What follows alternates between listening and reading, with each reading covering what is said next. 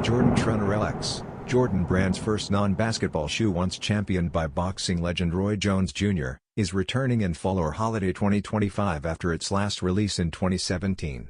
Originally introduced in 2000 as a cross-trainer, it has now been reimagined as a lifestyle sneaker, highlighted by casual styling and fashion-forward details. The upcoming women's exclusive Corduroy edition embraces muted lifestyle tones, blending beige and robin's egg blue corduroy on the upper, paired with orange bright ceramic accents for contrast. A summit white midsole and gum light brown outsole complete the look, reflecting a balance of soft elegance and casual wearability.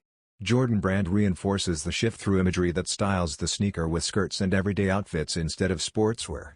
Priced at $135, this release embodies the Trunner LX's transformation from a performance trainer into a lifestyle icon.